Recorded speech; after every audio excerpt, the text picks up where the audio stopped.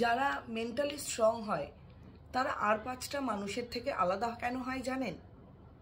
হয়তো তুমি এমন কাউকে চেনো যে জীবনের চ্যালেঞ্জগুলিকে ইজিলি পেরোতে পারছে, কিন্তু ওরকম যখন কিছু চ্যালেঞ্জ আমার আপনার সামনে আসছে বা তোমার সামনে আসছে, সেগুলোকে কিছুতেই পেরোতে পারছো না। আর এই জিনিসগুলোর এগেনস্টে কি থাকে জানেন? সেটা হচ্ছে মেন্টাল স্ট্রেংথ। মেন্টাল স্ট্রেংথ কিন্তু হ্যাঁ, আমাদের মেন্টাল স্ট্রেংথ সবার আছে, সেটাকে আমরা কিভাবে ইউজ করছি সেটা জানতে হবে। এই মেন্টাল স্টেট আমাদের কিন্তু থাকা সত্ত্বেও আমরা সেটাকে ইউজ করতে পারি না প্রপারলি।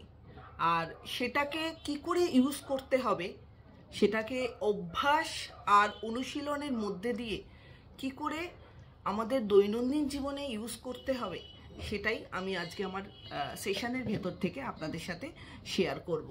তো নমস্কার, আমি লিপিকা, আমার চ্যানেলে তোমাদের সবাইকে স্বাগত। আজকের ইস্যুটা হচ্ছে habit of mental strong people. Mental strength যাদের রয়েছে, প্রচুর যারা মেন্টালি স্ট্রং, তারা কি কি হ্যাবিট তাদের রয়েছে যেগুলো ইউজ করে বা যেগুলো প্র্যাকটিস করে তারা আজকে তাদের লাইফের যে গোলটা সেটাতে পৌঁছেছে। তো আজকের ভিডিওটার মধ্যে থেকে আমি সেটাই আলোচনা করব। ফার্স্ট যে পার্টটা রয়েছে মেন্টালি স্ট্রং বা মেন্টালি স্ট্রেংথ যারা, তাদের ভেতরে সেটা হচ্ছে যে এই যে মেন্টালি স্ট্রং মানুষগুলো, তারা কিন্তু নিজের কমফর্ট জোনের মধ্যে কিন্তু আটকে থাকে না।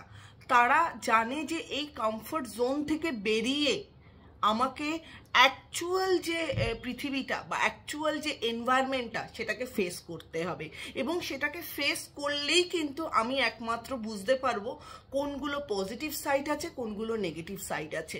আর নেগেটিভ সাইডগুলো কিন্তু যত আমি ফেস করব তত কিন্তু আমি নিজে স্ট্রং হয়ে উঠব।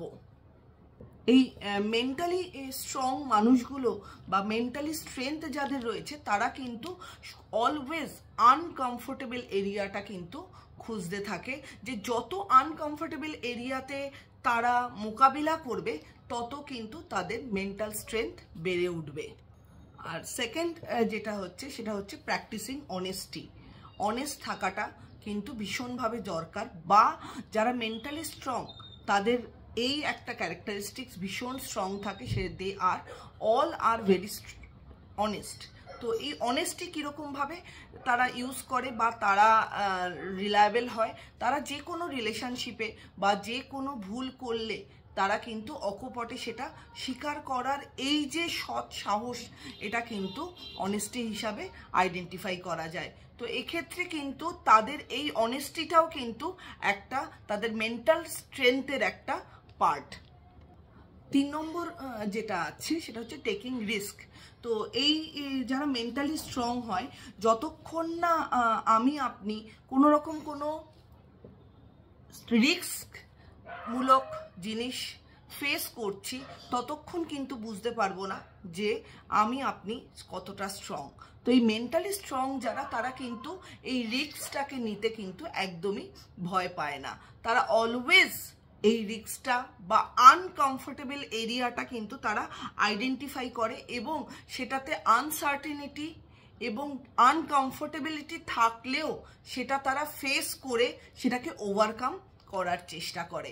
এই আনসার্টেনিটি আর অ্যাম্বিগুইটিটাই কিন্তু তাদের মেন্টাল স্ট্রেংথটাকে বাড়িয়ে ওঠার একটা উপায় হিসাবে তারা সেটাকে আইডেন্টিফাই করে কিন্তু মেন্টাল স্ট্রেংথটা বাড়িয়ে তোলে।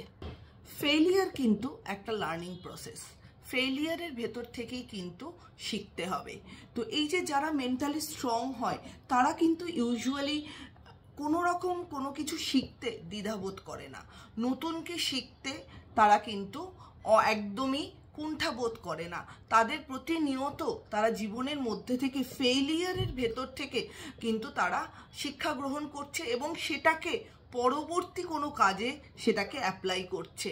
তো একবার ফেলিয়ার না হলে বা বারবার ফেলিয়ার না হলে উঠে দাঁড়ানোর ক্ষমতাটা কোথা থেকে আসবে, উঠে দাঁড়ানোর শিক্ষাটা কোথা থেকে আসবে, আমি আপনি বুঝবো কি করে যে কোন জায়গাটাতে নেগেটিভিটির জন্য আমি বারবার ফেলিয়ার হচ্ছি। তো যাদের মেন্টাল স্ট্রেংথ রয়েছে তাদের কিন্তু, যারা মেন্টাল স্ট্রং পিপল তাদের কিন্তু এই জায়গাটা ভীষণভাবে স্ট্রং যে তারা ফেলিয়ারকে কখনোই ভয় পায় না।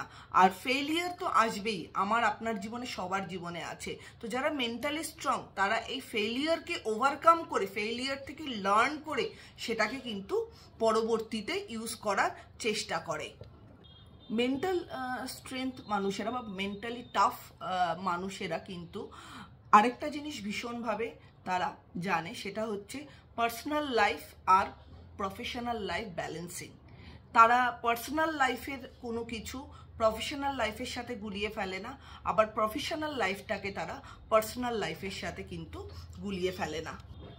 মেন্টালি স্ট্রং মানুষেরা কিন্তু মুখের ওপর না বলার ক্ষমতা রাখে, কেন কি তারা জানে হয় পজিটিভ হবে নয় নেগেটিভ হবে, কিন্তু যেটা আমার পছন্দ নয় আমি সেটাকে কিছুতেই নির্দ্বিধায় মেনে নেব না।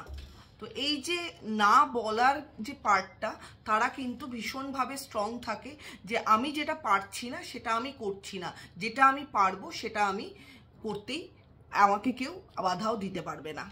লাস্ট যে পার্টটা আছে, যে যারা মেন্টালি স্ট্রং তারা কিন্তু ভীষণভাবে প্র্যাকটিসিং গ্র্যাটিটিউড। তারা বোঝে যে তাদের এই সিচুয়েশন বা এই মেন্টালি স্ট্রং হওয়ার পেছনে কি কি জিনিস তাদেরকে ফেস করতে হয়েছে এবং ফেস করে তারা কোথায় এসে পৌঁছেছে। তো এই অভ্যেসগুলি অ্যাডাপ্ট করতে যথেষ্ট টাইম অ্যান্ড এফার্টের দরকার হবে, আর এগুলো ফলো করলে শেষ পর্যন্ত তুমি বা আমি কিন্তু মেন্টালি স্ট্রং ও রেজিলেন্ট হয়ে উঠতে পারবো আর তাড়াতাড়ি নিজের লক্ষ্যে কিন্তু পৌঁছাতে পারবো। আর এই নিজের লক্ষ্যে পৌঁছতে পারবে, মনে রাখবে মেন্টালি স্ট্রেংথ রাতারাতি ডেভেলপ করা কিন্তু সম্ভব নয়, এর জন্য কনস্ট্যান্ট এফার্ট আর প্র্যাকটিসের দরকার হয়।